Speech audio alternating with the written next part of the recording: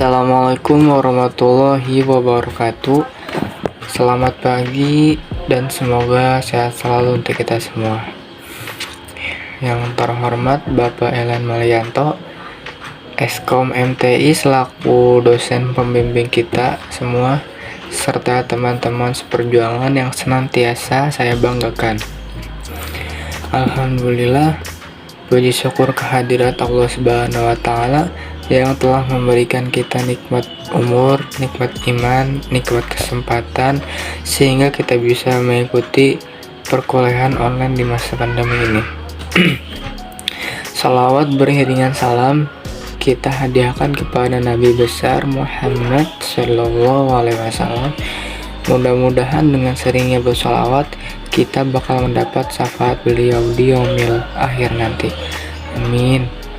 Baiklah, perkenalkan nama saya Willan Alfandi selaku moderator yang akan memandu jalannya presentasi online pagi hari ini. Adapun pemateri yang akan melakukan presentasi adalah kelompok 10 dengan judul materi yaitu mengenal komunikasi multimedia dan sistem operasional komputer Macintosh. Sebelum memulai diskusi dan presentasi, berikut saya perkenalkan nama anggota kelompok. Yang pertama saya sendiri yaitu Willan Alfandi sebagai moderator, dan yang kedua ada Miskana sebagai pemateri yang ke-1, dan yang terakhir Hairul Adkia sebagai pemateri yang kedua. Terkait dengan rangkaian kegiatan presentasi online hari ini yaitu 1. Sesi pembukaan, dan yang kedua sesi presentasi online, ketiga yaitu tanya jawab, dan yang terakhir yaitu penutup. Baiklah, kita memasuki sesi yang pertama yaitu pembukaan. Supaya kegiatan hari ini mendapatkan berkah, mari kita buka kegiatan perkuliahan online hari ini dengan membaca basmalah. Bismillahirrahmanirrahim. Lanjut, kita memasuki sesi yang kedua yaitu presentasi online yang akan dibawakan oleh Miss Kana. Kepada darinya kami persilakan. Baik, saya Miss Kana akan memaparkan materi pertama, pendahuluan. Komunikasi dapat terbangun dengan baik ketika elemen komunikasi itu sendiri juga terpenuhi seluruhnya. Seperti siapa yang menjadi komunikator, apa message-nya, siapa komunikannya, dengan media apa dilakukannya, dan apa efeknya bagi yang melakukan komunikasi tersebut. Salah satu cara membangun komunikasi ini juga dapat dilakukan dengan bantuan perangkat hardware dan software multimedia. Bidang multimedia dibangun oleh organisasi pengembang multimedia dan terus tumbuh dan berkembang sampai saat ini. Hal ini yang menjadi alasan mengapa multimedia banyak diminati. Saat ini multimedia banyak digunakan oleh perusahaan sebagai alat persaingan usaha. Komponen komunikasi. 1. Sumber atau pengirim pesan atau komunikator adalah seseorang atau sekelompok orang atau suatu organisasi atau institusi yang mengambil inisiatif menyampaikan pesan. 2. Pesan.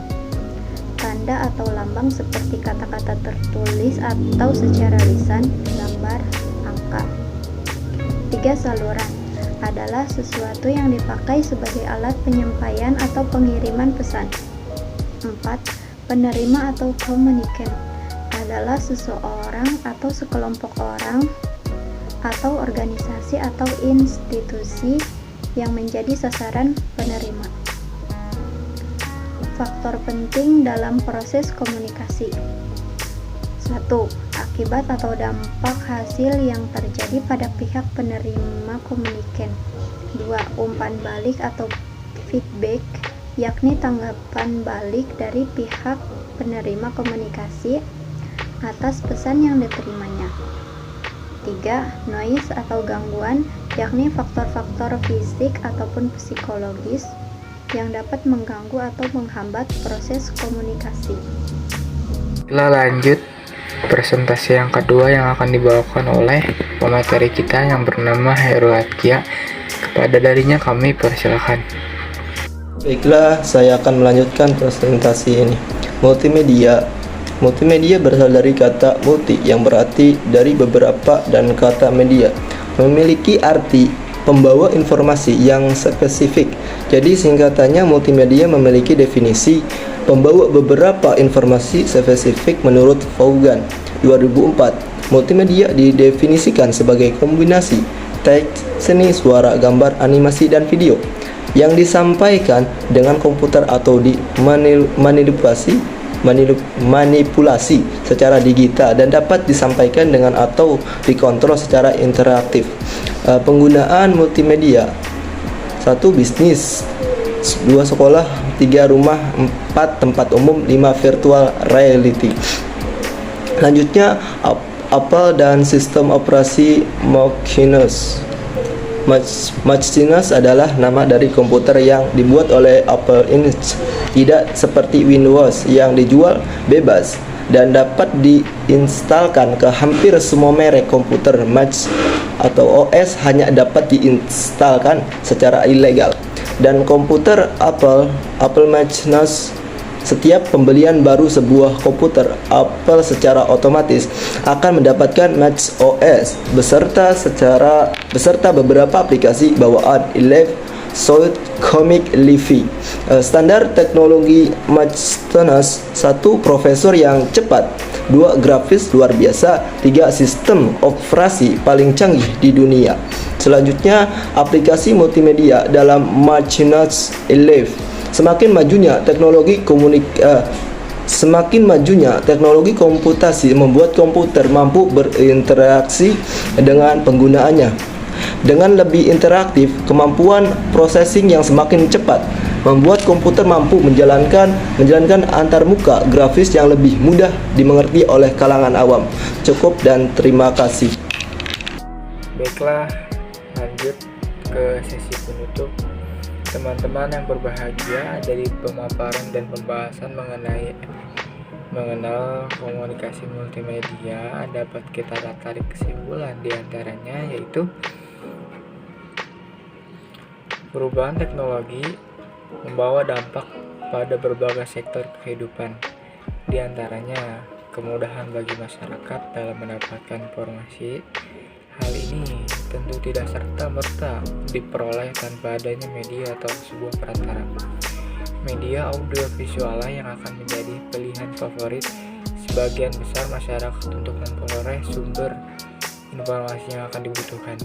Ada begitu banyak bentuk format audiovisual yang bisa kita dapatkan. Tentu hal ini tercipta dari sebuah rangkaian atau tahapan dalam sebuah proses. Ini bisa saja dikerjakan dengan berbagai perangkat keras, itu juga dilengkapi dengan perangkat lunak atau software pada sebuah komputer.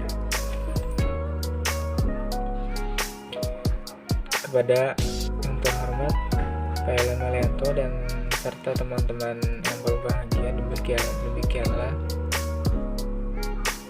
yang bisa kelompok saya paparkan di hari ini. Saya selaku moderator meminta maaf atas segala kesalahan dan kepada Allah Subhanahu wa taala, marilah kita sama-sama kita memohon ampunan.